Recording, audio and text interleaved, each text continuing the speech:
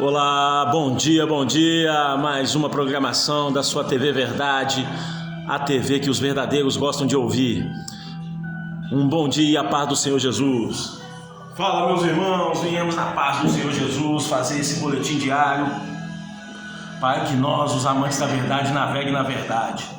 Meus irmãos, você que quer saber a verdade, não tem como saber a verdade se você não buscar no dia de hoje o verdadeiro sentido das palavras, o verdadeiro significado da palavra. Por exemplo, vou dar um exemplo aqui. Muita gente se diz evangélico no Brasil. Você sabe o que significa evangélico? Evangélico significa portador do evangelho. Você sabe o que significa evangelho? Evangelho significa boas novas. Ou seja, o evangélico é o portador das boas novas. Ou seja, nem todo cristão é evangélico. Cristão, por exemplo, se você olhar no seu dicionário, aí, que você vai ver que é a pessoa que adere ao cristianismo, que é uma religião abraâmica, que adere aos ensinos de Jesus. Mas como toda religião é criada pelo homem, o Senhor Jesus nunca falou que nós éramos cristãos. O Senhor Jesus nos chamava de filhos e irmãos, ou seja, família. Nós não somos uma religião, nós somos uma família. Você está entendendo? Então, se você quer mesmo saber a verdade, procure saber cautelosamente o verdadeiro significado das palavras. A palavra riqueza mesmo. Riqueza, a maioria das pessoas desse mundo pensa no quê? Numa Ferrari, num cordão de ouro, numa mansão, em muito dinheiro.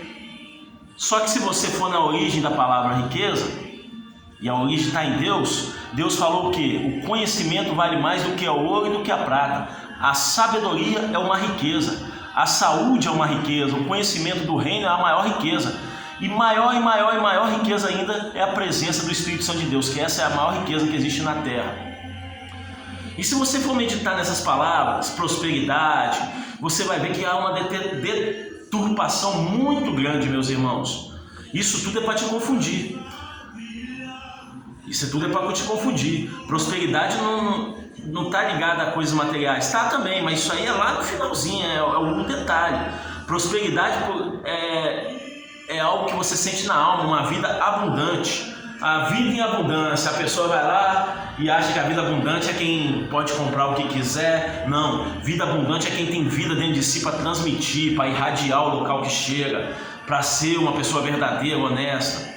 É a energia que você tem uma energia tão contagiante, você tem muita energia, você não cansa. Quando você cansa, o Senhor refaz suas forças.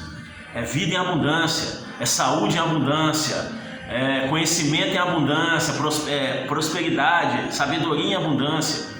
E isso tudo, querendo ou não, atrai riquezas também. Não tem como a pessoa ter riquezas como a sabedoria, como entendimento e conhecimento e não atrair isso.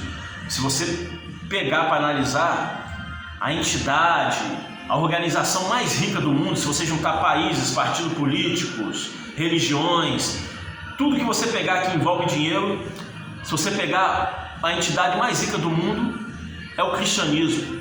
Se você juntar o cristianismo protestante, o neopentecostal, o católico, o cristianismo espírita, o cristianismo, os cantores gospel de todas as nações, se você pegar tudo isso, que são mais de 3 bilhões de cristãos no mundo, você vai se tornar a entidade nessa terra mais rica que existe.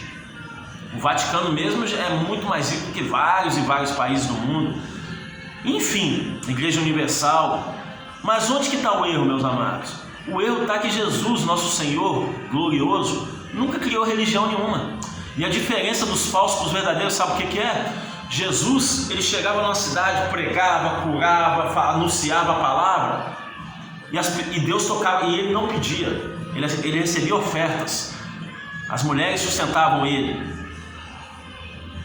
E nessa cidade, quando ele começava a sua manifestação de poder, Deus ia tocando o coração das pessoas, e as pessoas iam doando dinheiro, bens, mirra, ouro, ia doando o que é rico, o que vale alguma coisa nesse mundo de dinheiro. Só que qual é a diferença de Jesus para os falsos profetas?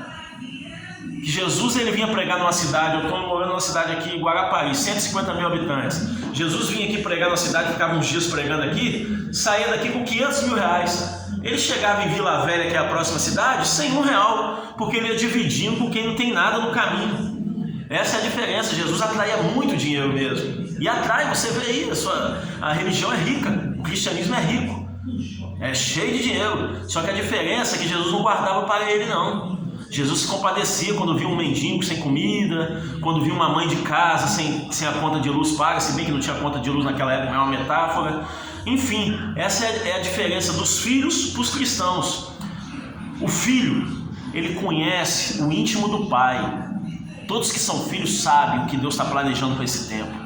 Estão tendo revelações, sonhos, visões. Os cristãos religiosos, eles são só servos.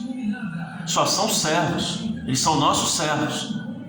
Ou seja, e o próprio Senhor já falou que tem servo bom e servo mau. Nem todo servo está salvo. Tem uns servos que administram os bens do nosso Senhor, do nosso Deus, mal, que são os falsos profetas, os falsos religiosos. Agora, a nossa mensagem é para quem é filho, aqueles que estão vivendo da intimidade da fé com o Senhor, que não querem saber nem de trabalhar para esse mundo enganoso mais, porque esse trabalho aqui é maligno. Cortar árvore vem do diabo, tá, meus irmãos? Cortar. Você já viu como que eles matam os porcos nos seus frigoríficos? Os filhos de Deus não compactam com isso não, tá, meus irmãos? Nós defendemos não só os homens, como os animais de toda a vida. O Senhor deu tudo em abundância para nós usarmos com sabedoria. Mas a ganância do homem está fazendo não só os homens sofrerem, como toda a criação. Então nós, os filhos de Deus, não compactuamos com isso. E se você se diz filho de Deus, aquele que conhece o Pai na sua intimidade, aquele que Deus revela em visões, em profecias, em sonhos, isso é dado só aos filhos, tá, meus irmãos? Os servos, eles não têm capacidade de competir com isso, porque o servo, no fundo, ele só está ali pelo seu salário. Infelizmente, o empregado, ele só vem na casa do patrão pelo salário. Os filhos, nós vamos por amor. Se o pai quiser dar alguma coisa, dá. Se não quiser, não dá. Mas é lógico que nós é filho dono da herança e o pai já está dando. Você está entendendo, meus irmãos? Já está tudo aberto para nós. Os olhos já estão abertos, as escamas já caíram. Vamos reinar, filhos de Deus. Chegou o nosso tempo, o tempo da prosperidade do céu, o tempo da riqueza do céu, o tempo de nós proclamar que o reino do céu está vindo. E a todo aquele que ouvir nossa voz, arrependam-se. Arrependam-se. Pois está vindo o amor de Deus, mas está vindo o terror. A parte do Cordeiro já foi. Se você não acreditou, meu irmão, já morreu lá na cruz, Cordeiro imaculado, sem falar uma palavra, sem dizer uma palavra, morreu lá por mim, por você, por todos nós. E essa história é linda. Mas se tem uma história que é mais linda do que essa, é quando o nosso Senhor voltar como leão, para exercer juízo na terra, porque nós não aguenta mais os corruptos, nós não aguenta mais os falsos profetas, nós não aguenta mais o nosso povo na calamidade, tendo que quebrar asfalto para esses lobos em pele de cordeiro beber garrafa de champanhe de R$1 milhão. Nós não aguenta mais um pai de família trabalhar o dia inteiro para vir um ladrão safado e roubar seu celular no meio da rua. Você vai morrer, ô condenado, se arrependa.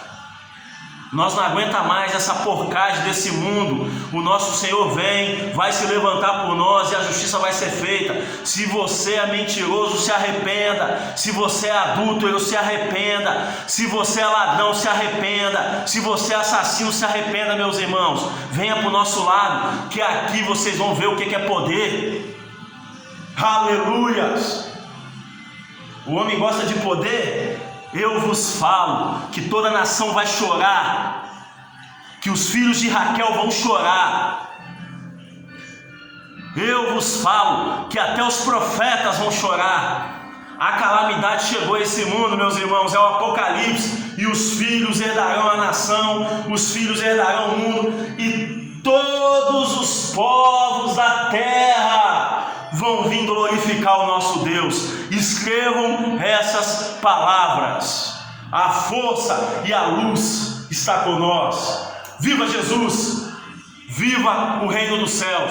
E nós está com o muro baixo, tá, irmão? De braços abertos para receber todo pecador que se arrepender, confessar os seus pecados e quiser caminhar na justiça. Você, meus irmãos, não estão sozinhos não, tá bom? Você que é pobre, favelado, você que é viciado, você que é prostituta, vocês não estão sozinhos. Deus é por nós, mas livre-se dessa maldição chamada pecado. Vamos caminhar pela luz e que nosso Senhor vai nos dar força. Vocês não estão sozinhos. A paz do Senhor Jesus. Amo vocês.